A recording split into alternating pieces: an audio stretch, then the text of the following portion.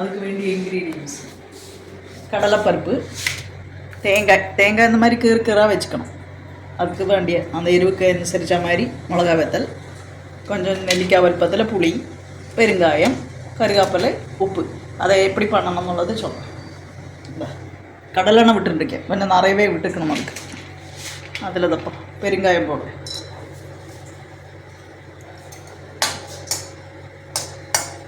பெருங்காயம் பொரிஞ்சதும் அதில் தேங்காய் போடணும். தேங்காய் கீரை போட்டு நல்லா ஒன்று ஃப்ரை பண்ணணும். நல்லா கொஞ்சம் கலர் மாறுற மாதிரி ஃப்ரை பண்ணுறது.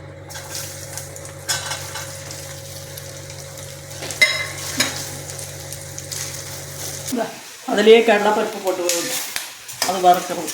நல்லா அதுவும் சோப்பாக வறுக்கிறது. ரொம்ப கருகாய்க்கு அது வறுக்கணும். அது பகுதி வறுக்க கண்டு மிளகா வத்தல் போடுறது, புளி, கருவேப்பிலை எல்லாமே போட்டு வறுத்து காமிட்டேன்.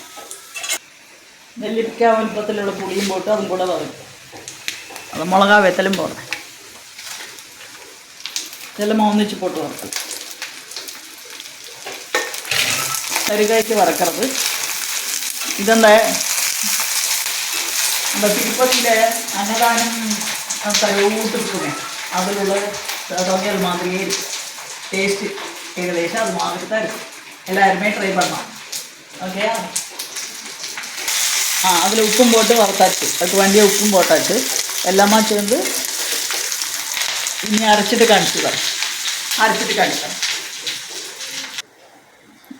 നന്നാ எல்லாமே ചുവപ്പാக വറുത്താச்சு. ഇതൊന്ന് ആറിയിട്ട് കുറന്ന് അരച്ചിട്ട് கொஞ்சம் കട്ടിയാവേ അരച്ചിട്ട് കാട്ടിത്തരാം. സ്പെഷ്യൽ തുകൽ റെഡി ആയാச்சு. കുറന്ന് തേങ്ങ കടിക്കറ മാതിരി കുറന്ന് கொஞ்சம் കട്ടിയാവേ അരച്ചിട്ട് கொஞ்சம் ലൂസാക്കുകയും ചെയ്യலாம். നമുക്ക് മിക്സിയെല്ലാം ഉണ്ടാക്കിയിട്ട് വെള്ളമെല്ലാം വിട്ട് கொஞ்சம் ലൂസാക്കിയാൽ നന്നായിരിക്കും.